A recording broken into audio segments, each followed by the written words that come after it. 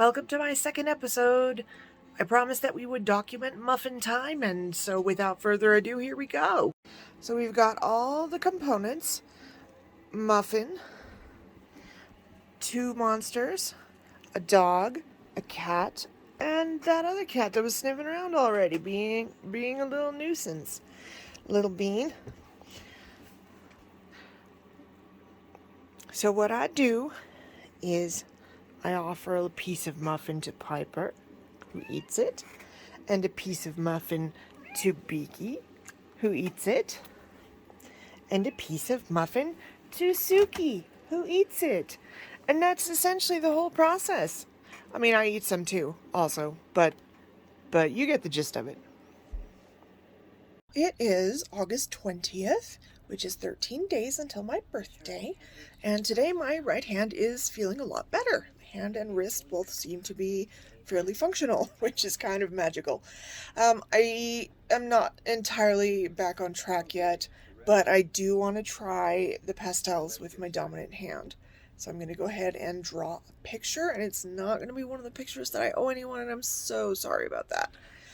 I'm watching The Conjuring 2, which is possibly my favorite in the Conjuring universe, which is my favorite set of horror movies and just some of my favorite movies in general. And I'm going to be drawing the painting that Ed does in the movie of the demon nun of Valak in the nun form. So that's going to be pretty cool.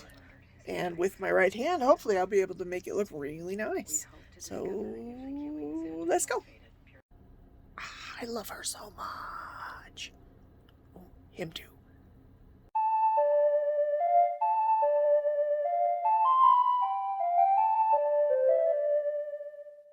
If you read my art experience logs, you already know how I feel about this series. But here I would like to say that it's really cool, not just how everything ties together, because that's a really obvious surface level cool thing about the series, but how everything makes sense.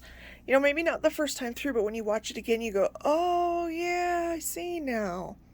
However, there is one question that I always have in this movie, in The Conjuring 2, which is how Valak in particular came to attach itself to this family. Obviously, in this scene here, the kids are messing around with a spirit board, asking if there's any spirits that want to communicate with them, and that sort of invites a demonic presence. But why Valak in particular? You know, because we know that Valak was in, Romania, and then went to Canada. And so I'm just wondering where this stop in England comes in. Especially because of the coincidence that Valak is here attached to this family, and Valak has also formed a sort of attachment to Lorraine from that exorcism, and then Lorraine comes to this family to help them. It's a little bit of a mystery, and I don't mind. I think it's really cool that there's this still unanswered questions, because, you know, hopefully The Nun 2, which I'm really excited about, will answer some of them and kind of explain some more of that. But it's kind of the one thing that I can really think of in the series that doesn't have a pretty thorough explanation when you watch them all the way through and watch them again and notice little details. So meanwhile, here's my start. You can see that the line art is still pretty scribbly, but a lot better with my right hand, and the color that I'm putting down is obviously a lot better. It covers better. It's not so scribbly. So we'll see how it goes from here. Oh man, this is one of my favorite scenes. It is so deliciously creepy. Admittedly, the wallpaper in this house makes for a horror movie all by itself.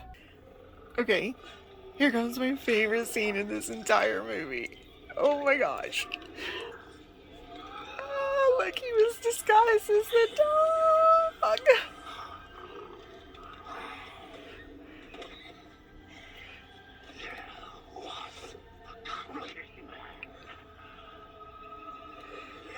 He walks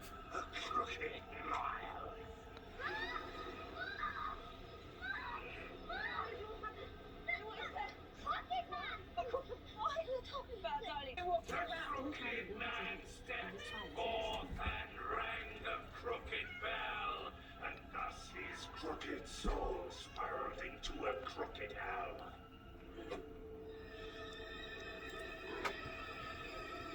Murdered his crooked family and logged a crooked law.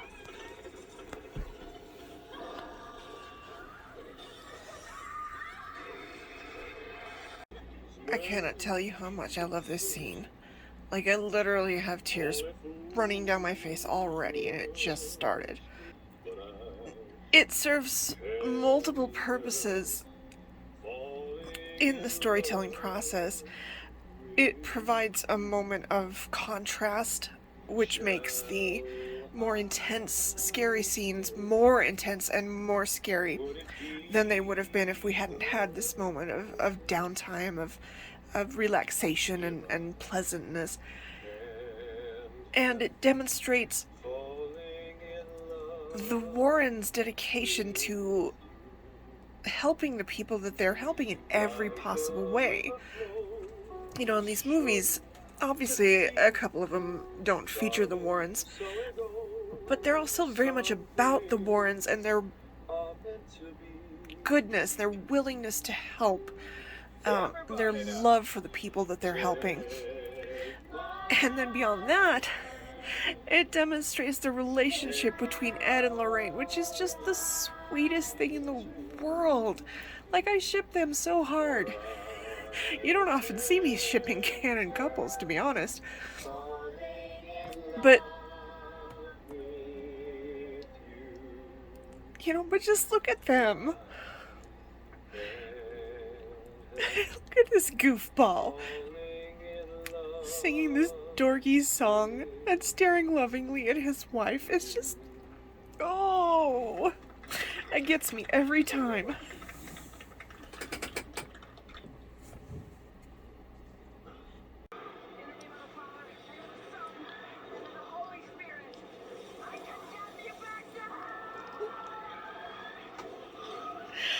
Oh, Lorraine, I love you so much.